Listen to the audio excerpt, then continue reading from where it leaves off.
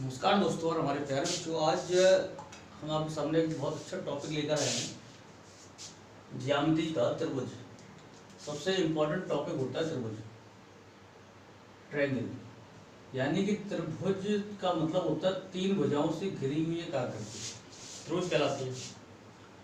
अगर बच्चों एक चीज बताओ, अगर कोई भी त्रिभुज है किसी भी शेप में हो सकता है, इस शेप में भी हो सकता है, इस शेप में भी हो सकता है,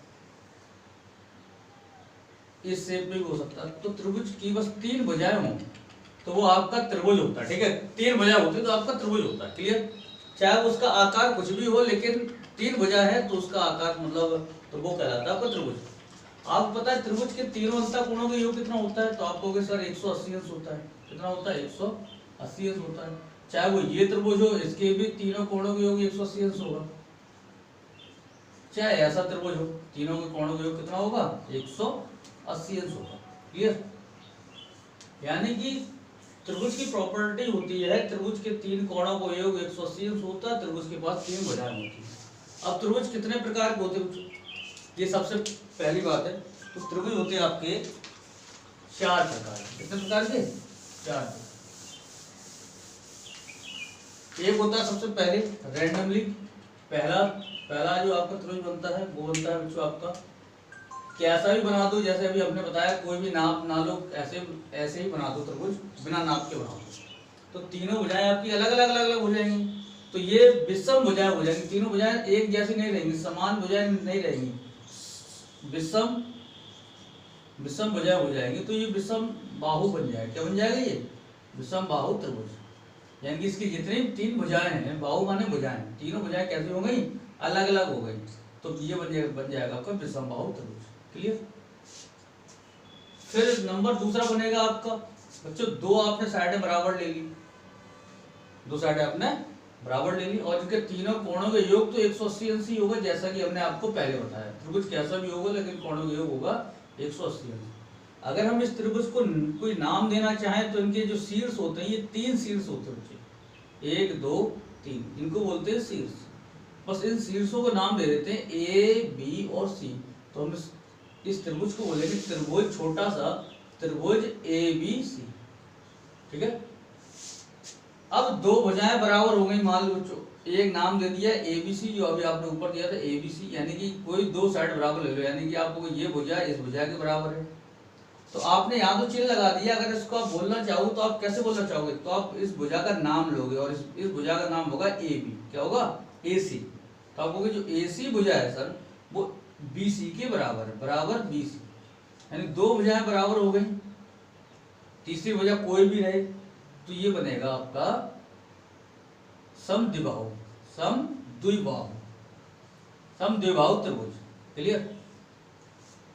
अब जो आपका तीसरे नंबर का जो वो है त्रिभुज है, वो है आपकी तीनों भुजाएं आपने नाप तौल के एकदम बराबर की बनाई है और इसके भी तीनों कोणों का योग 180 अंश होगा।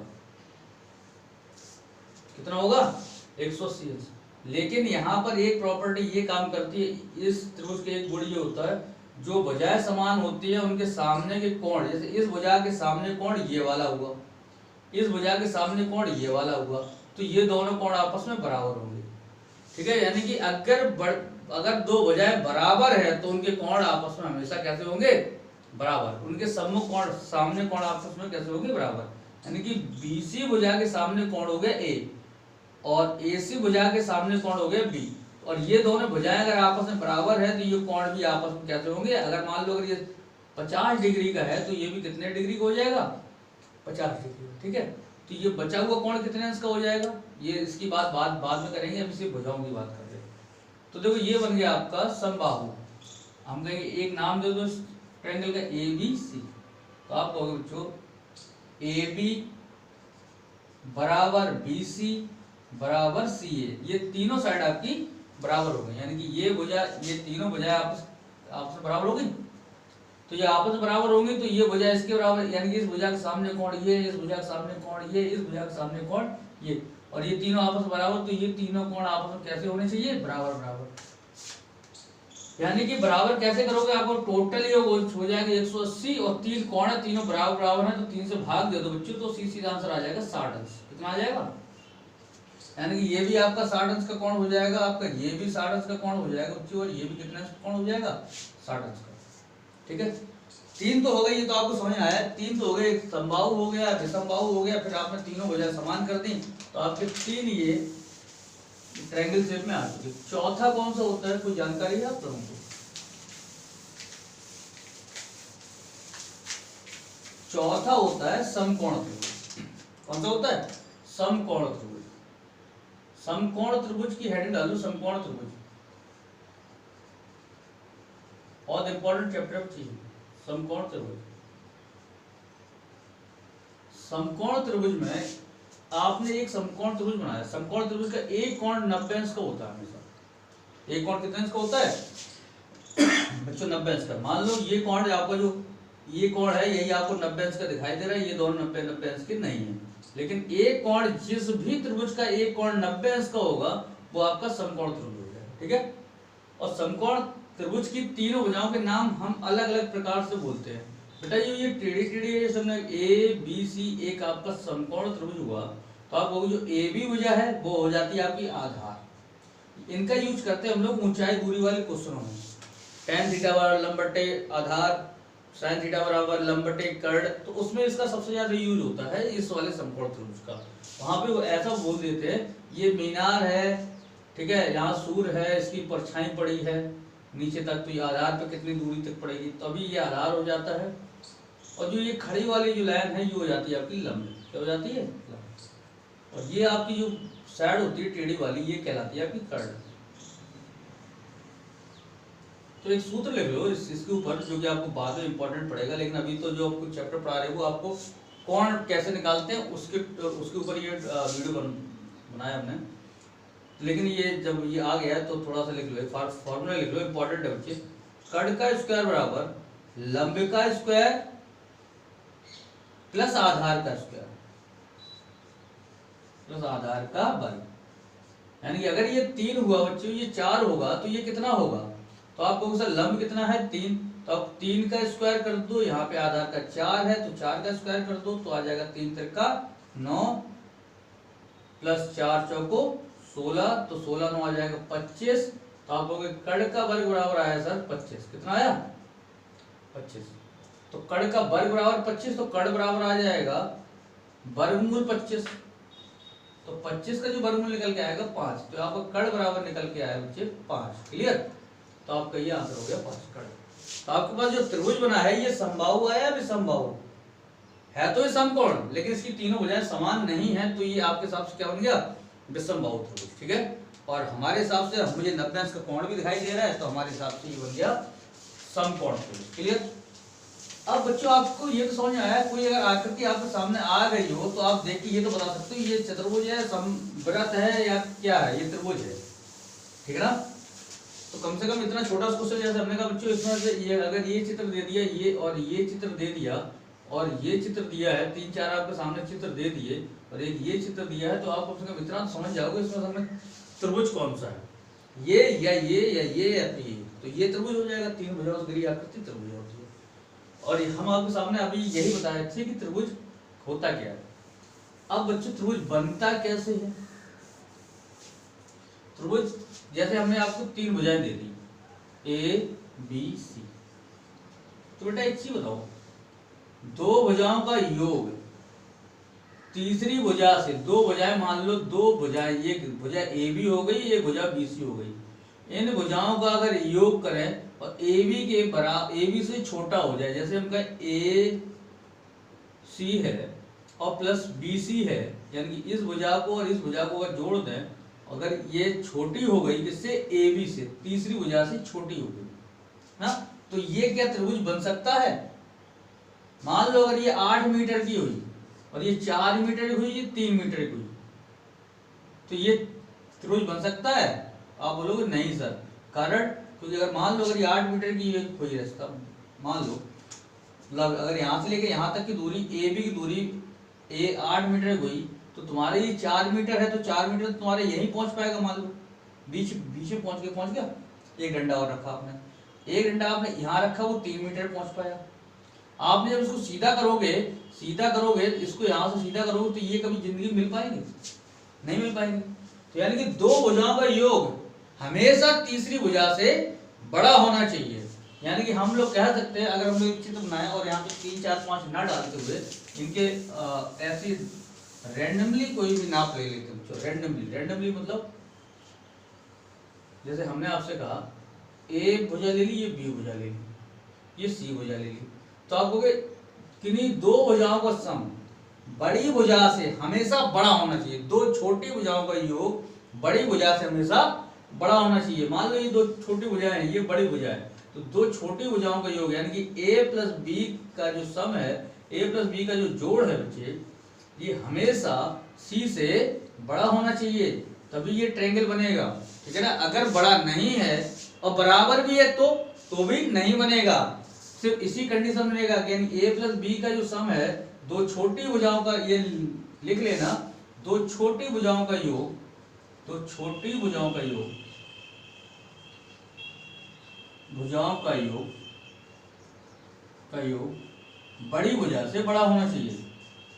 बड़ी भुजा से बड़ा होगा तभी पॉसिबल है कि ये त्रिभुज बन जाएगा, नहीं तो ये त्रिभुज नहीं बनेगा। क्लियर। अब समझो, यानी कि अगर बराबर हुआ, यानी कि a प्लस बी अगर छोटा हुआ सी से, इसलिए चिन्ह छोटा होता है, यानी जिधर ये पैर होते हैं वो चीज बड़ी होती है, जिधर मुंह होता है वो चीज छोटी होती है। आप बोलोगे अगर ये कंडीशन बनेगी तो त्रिभुज नहीं बनेगा। और सर अगर ये वाली कंडीशन बन गई a प्लस बी बराबर सी है, तब भी त्रिभुज आपका नहीं बनेगा। कभी कभी क्वेश्चन दे देते हैं कि त्रिभुज का क्षेत्रफल क्या है, जिसकी एक भुजा 3 है, एक 4 है, एक 8 है, तो बताओ इस त्रिभुज का क्षेत्रफल कितना होगा। तो आप कहोगे इस त्रिभुज का क्षेत्रफल होगा सर 0। क्लियर।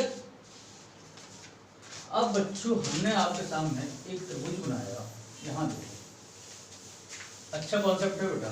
ठीक है। अभी तो छोटी छोटी चीजें आपको बता दी। सबसे पहले हम लोग स्टार्ट करेंगे माध्यिका से। माध्यिका होती क्या बच्चे, अगर कोई भी त्रिभुज जिसके 3 कोने होते हैं ए बी सी, इसमें कितनी माध्यिकाएं खींची जा सकती हैं आपको पता है। इसमें 3 माध्यिकाएं खींची जा सकती हैं। यानी कि किसी भी त्रिभुज के एक शीर्ष से सामने वाली भुजा के मध्य बिंदु को जो मिलाते हैं, जिस रेखा से इसके सामने वाली रेखा पर, सामने वाले के शीर्ष से सामने वाली रेखा पर एक रेखा खींचते हैं जो AB को 2 भागों में बांटता है, बराबर 2 भागों में बांटता है। यानी कि जब हमने कोई एक रेखा C से पास होती खींच दी जो AB को बराबर 2 भागों में बांट दे, तो वो जो रेखा है वो इस त्रिभुज की माध्यिका कहलाती है। मान लो D बिंदु पर इसने AB को काटा, तो मैं C और D माध्यिका है त्रिभुज ABC की। अब एक माध्यिका खींची जा सकती है बच्चों A से, किस पर बच्चों, CB वाले लाइन पर। तो इसके CB का मान लो ये मध्य बिंदु हुआ, तो अगर हमने यहाँ से एक रेखा खींच दी तो ये माध्यिका हो गई बच्चों। हम कहेंगे यहाँ पे किस बिंदु मिली, तो आप कहोगे E पर, तो आप कहोगे जो AE माध्यिका है बच्चों वो किस वाले त्रिभुज में है बच्चों, ABC। एक माध्यिका और खींची जा सकती है बच्चों, वो खींची जा सकती सामने वाले कोण से, B वाले कोण से सामने वाले मध्य बिंदु को मिलाती हुई रेखा खींची। तो ये वाली रेखा हो गई, ये भी क्या हो गई, माध्यिका। तो हम कहेंगे ये पॉइंट हो गया मान लो F। तो अभी से माध्यिका की बात कर रहे हैं, इस वाले त्रिभुज में कितनी माध्यिका हो सकती है, 3 माध्यिका हो सकती है। कि ये CD और माध्यिका का मतलब सुना है जो सामने वाली भुजा के मध्य बिंदु को, यानी कि ये सारी जो साइडें हैं बच्चे वो आपस में बराबर हैं। ये वाली इसके बराबर है, ये वाली इसके बराबर है, क्योंकि ये माध्यिका है मध्य बिंदु मतलब बीच का। जैसे मान लो अगर ये 4 मीटर लंबी, यहाँ से लेके 4 मीटर अगर ये कोई रस्सी है, इसको मध्य से काटो तो आपको 2 मीटर काटनी पड़ेगी। कितनी मीटर काटनी पड़ेगी, तो ये इसका मध्य बिंदु हो जाएगा। क्लियर। अब देखो मिटा लो इसको।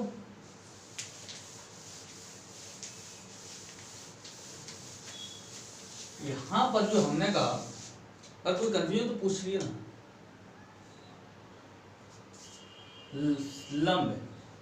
लंब क्या होता है, और इसके जब त्रिभुज से खींचेंगे तो कहेंगे शीर्ष लंब। क्या कहेंगे, शीर्ष लंब। लंब का मतलब होता है किसी भी भुजा पर एक ऐसी रेखा खींचो, किसी भी भुजा पर एक ऐसी रेखा खींचो जो इस कोण को, जो इस रेखा पर 90 अंश का कोण बनाए, 90 अंश का कोण बनाए। जो भी रेखा किसी दूसरी रेखा पर 90 अंश को कोण बनाती हुई निकल जाएगी तो वो रेखा इस भुजा पर लंब रेखा होगी। कौन सी रेखा होगी? लंब रेखा। ठीक है, तो बच्चों ऐसा ही। और त्रिभुज में क्या करते हैं हम लोग, आपने एक त्रिभुज बनाया बच्चों, क्या बनाया त्रिभुज, क्या समझो, ये आपका एक त्रिभुज है। त्रिभुज में तीन आपके हो गए शीर्ष, ए बी और सी। सी से सामने वाली रेखा पर लंब डालना है, यानी कि एक रेखा आपको ऐसी खींचनी है कि सामने वाली भुजा पर जब ये पड़े तो ये सीधी लगे, यानी कि 90 अंश का कोण बनाए। तो जैसे हमने माध्यिका 3 खींची थी, ऐसे ही हम 3 क्या खींच सकते हैं, शीर्ष लंब, लंब खींच सकते हैं। लेकिन ये शीर्ष, इसमें 3 शीर्ष होते हैं बच्चों, एक ए, एक बी और एक सी, यानी तीनों शीर्षों से हम एक एक लंब रेखा खींच सकते हैं। बच्चों हम इस पर भी जब डालेंगे तो जरूर नहीं कि मध्य बिंदु पर गिरे, ये जहां गिरेगी, मान लो यहां गिरी, कहां गिरी, लेकिन तो कोण बनाएगी हमेशा 90 अंश का। कितने अंश का कोण बनाएगी, तो इसका ये शीर्ष लंब हो गया। और मान लो अगर ये मान लो ये भुजा पॉइंट डी हो गया और ये भुजा पॉइंट ई हो गया, तो आपको सी डी लंब है किस पर, ए बी पर। तो हम इसको बोल सकते हैं सी डी, और इस चिन्ह भी डिनोट करते हैं लंब है किस पर, ए बी पर, perpendicular to C D, perpendicular to A B. इसको इंग्लिश में कह देते हैं परपेंडिकुलर, परपेंडिकुलर किस पर है, ए बी पर perpendicular, C D perpendicular A B.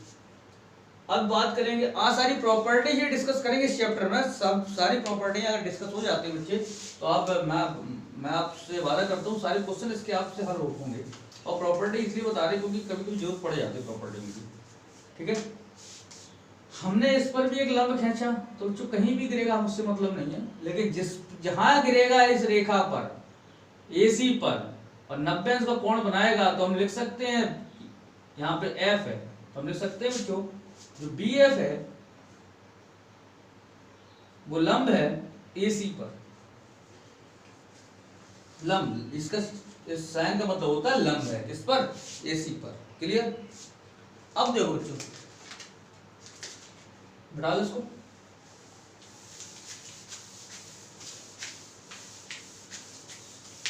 अगर हम आपसे कहें एक लाइन है, मान लो ये 5 मीटर की लाइन है, कितने मीटर लाइन है, 5 मीटर लाइन, और हमें इसका एक हेडिंग डालनी है लंबार्धक, बार्धक, लंबार्धक। ठीक है, लंबार्धक, धक नहीं है, धक है, लंबार्धक। लंबार्धक मतलब दो शब्द, लंब और अर्धक। लंब और अर्धक दो चीजें हैं, लंब भी हो और इस रेखा को आधा आधा काट भी रहा हो। एक होता है लंब और अर्धक। अर्धक हो गई इस पूरी भुजा को, मतलब अगर ये 4 मीटर की भुजा हो गई तो मतलब 2 मीटर इधर होनी चाहिए और 2 मीटर आपकी कहाँ होनी चाहिए, इधर होनी चाहिए। क्लियर?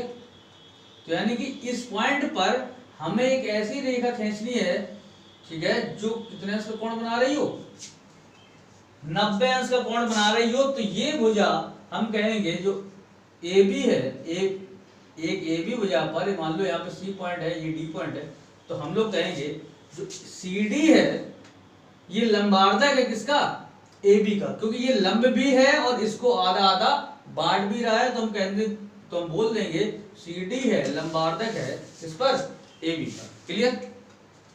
तो चलो ये त्रिभुज में अगर बनाएंगे तो कैसे बनाएंगे त्रिभुज? तो आपको पहले एक त्रिभुज बनाना होगा।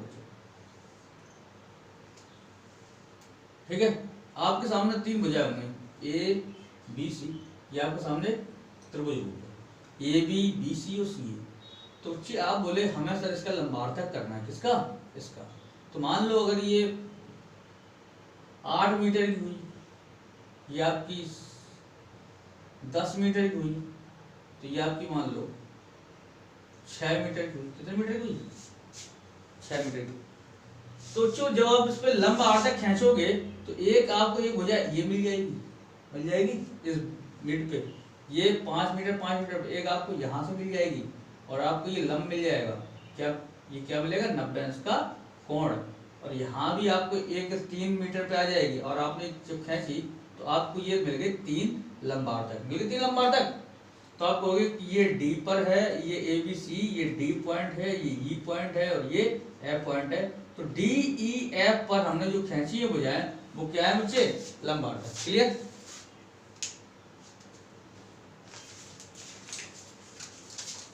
और जब भुजाएं मान लो ये जो लाइन है ये L1 हो गई लाइन, ये L2 लाइन हो गई, ये L3 लाइन हो गई। जब आपसे कहा जाए कि AC पे लंबार्धक खींचो तो आपको सबसे पहले क्या करना है, इनका जो 4 मीटर की भुजा है तो इनका पहले आधा करना है, अर्धक ढूंढना है, उसके बाद इस पे 90 अंश से बनाती हुई एक रेखा खींचनी है तो वो बन जाएगा आपका लंबार्धक। ठीक है। अब अगली प्रॉपर्टी है बच्चों, प्रॉपर्टी क्या, थोड़ा बस देख लो। अगला है बच्चों आपका कोणार्धक।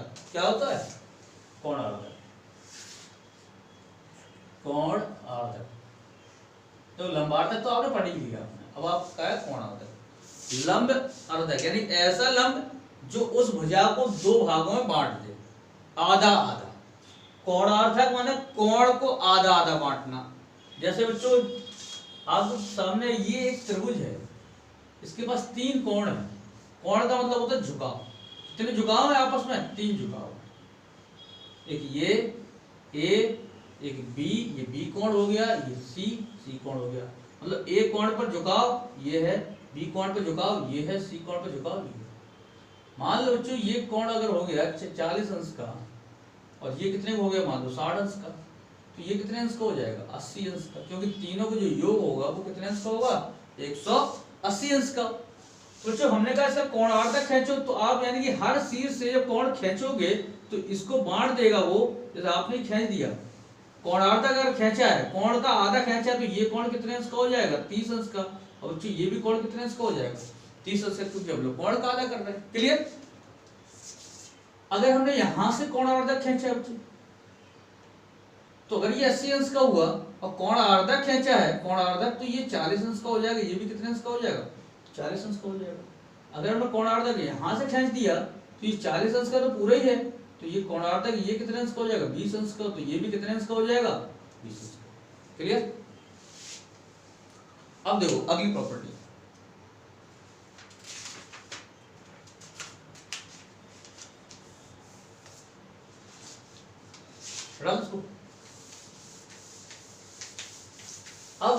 अब आपकी प्रॉपर्टी आती है। तो लंबार्धक हो गया, कोणार्धक हो गया, और क्या हो गया, माध्यिका हो गई आपकी, और माध्यिका पढ़ाई, फिर क्या पढ़ाया था हमने,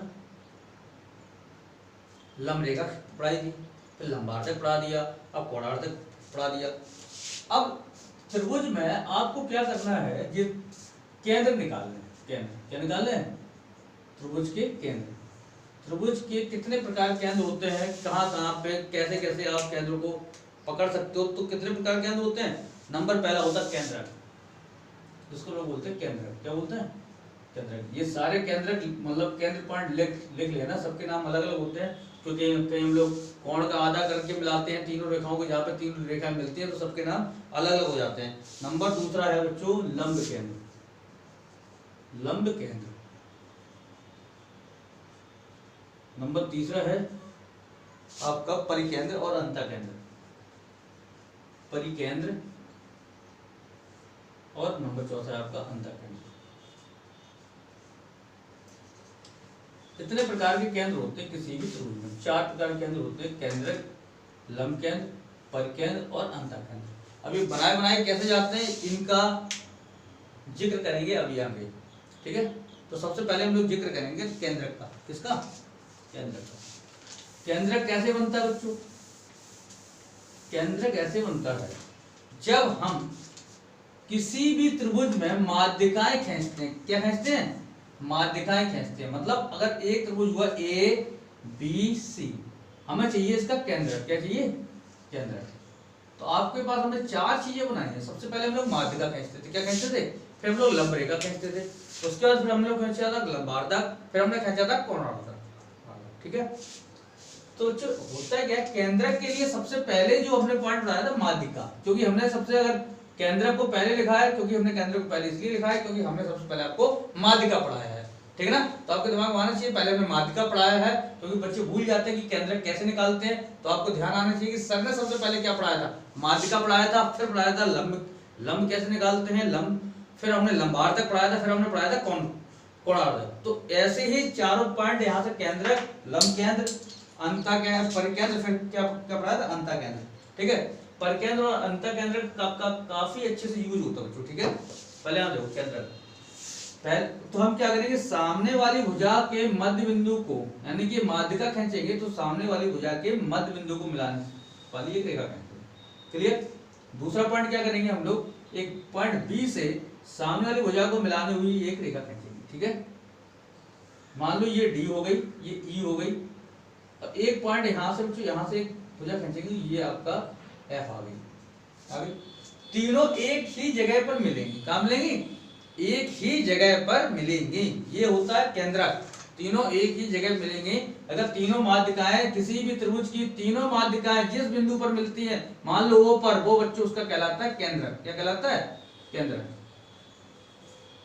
केंद्र का काम क्या होता है बच्चों, केंद्र का काम ये होता है बच्चों कि ये भुजा जो है, क्योंकि ये जो ओ बिंदु है, इस भुजा को बांट रहा है, देखो एक इतना और दूसरा इतना, क्योंकि ओ बिंदु बांट रहा है इस भुजा को किस किस में, यहां से OC और OF में, OC और OF, OC और OF। क्लियर।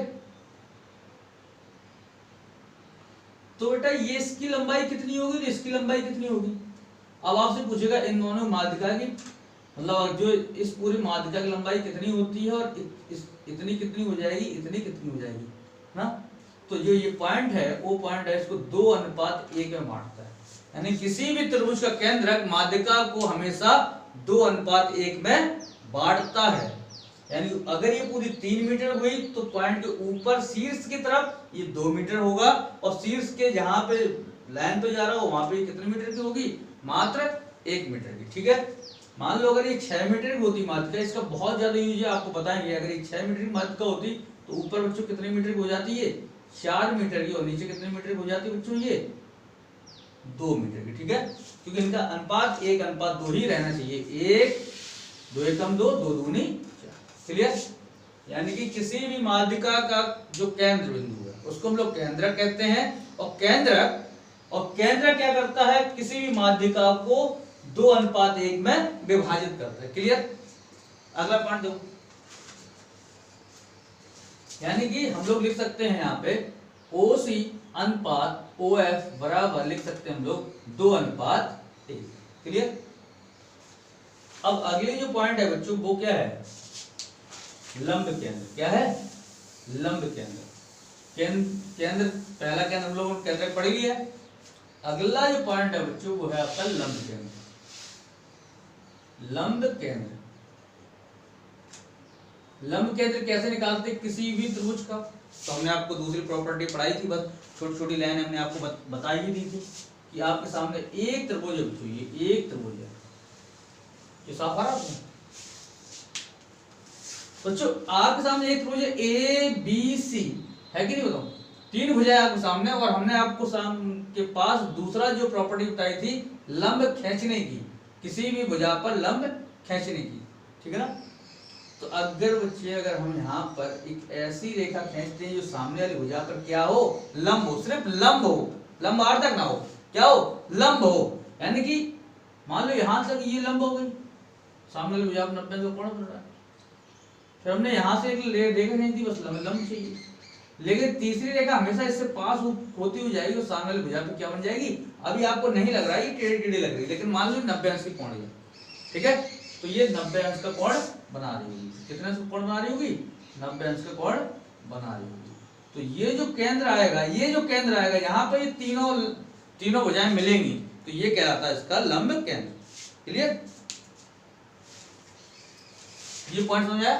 मान लो ये पॉइंट कौन सा, और ये किसी अनुपात बांटता है, इसमें कोई मतलब नहीं होता है। जो केंद्रक होता है आपका, जो माध्यिका से बनता है, वो ये क्योंकि इसका कोई नाम ही नहीं है, क्योंकि हमें तो लंब केंद्र चाहिए, तो लंब केंद्र बना दिया। केंद्रक बनता है आपका माध्यिका से, तो माध्यिका को 2:1 में बांटता था, लंब केंद्र में कोई मतलब नहीं है, बस हमें लंब केंद्र खींचना है।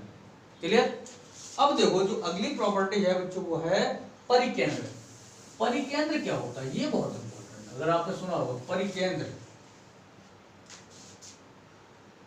कोई भी त्रिभुज, कोई भी त्रिभुज, ये आपने लिया। अब आपको बनाना है परिकेंद्र, यानी कि इसके चारों तरफ आपको एक वृत्त बनाना है, गोला बनाना है। क्या बनाना है? गोला बनाना है। ठीक है, यानी कि ऐसा गोला जो उसके तीनों कोनों को छुए, तीनों कोनों को टच करे, ऐसा गोला जो आपके तीनों कोनों को टच करे, यानी कि तीनों त्रिभुज के तीनों शीर्षों ए, बी और सी को छूता हुआ निकले, छूता हुआ निकले। तो बेटा हम कैसे बनाएंगे पता आपको? तो अभी आपको हमने तीसरी चीज पढ़ाई थी, वो पढ़ाई थी लंबार्धक। क्या पढ़ाया था? लंबार्धक। क्योंकि क्रम से चल रहे हम लोग। पहला पढ़ाया था माध्यिका, माध्यिका से केंद्रक बनाया, दूसरा बनाया था हमने लंब केंद्र, तो हमने उससे बनाया था लंब केंद्र, तो हमने लंब खींचे थे सारी, मतलब हरी रेखा पर। तीसरा बनाया था हमने लंबार्धक, और लंबार्धक से बनाएंगे परिकेंद्र, यानी कि हमें वो भुजा, देखो बच्चों इसका मतलब हो गया कि यहाँ पर ये तीनों भुजाएं मिलेंगी, तो बेटा यहाँ से यहाँ तक की दूरी, यहाँ से यहाँ तक की दूरी और यहाँ से यहाँ तक की दूरी आपस में कैसी होगी? बराबर होगी। तभी ये जो तीनों कोने हैं ये इस वृत्त के परिधि पे आ पाएंगे, क्योंकि ये आपकी त्रिज्या हो जाएगी, ये भी आपकी त्रिज्या हो जाएगी, ये भी आपकी त्रिज्या हो जाएगी त्रिज्या। तीन आपकी त्रिज्या होंगी और तीनों कहाँ पे होंगी? वृत्त की परिधि पर। क्लियर? तो बच्चों ये कंडीशन लाने के लिए हमें करना क्या पड़ेगा? इसलिए आपको तीसरी प्रॉपर्टी हमने बताई थी, लंबार्धक करेंगे। क्या करेंगे? लंबार्धक। ठीक है, किसका लंबार्धक कर देंगे? भुजाओं का। मान लो ये आपका एक त्रिभुज हो गया एबीसी, एबीसी, और लंबार्धक के लिए अभी हमने क्या बताया था? इस पूरी लंबाई का आधा करेगा एक ऐसी लंब रेखा जो इस भुजा को आधा आधा बांट रही होगी, और ये जहां से पास हो गई, मुझे कोई मतलब नहीं।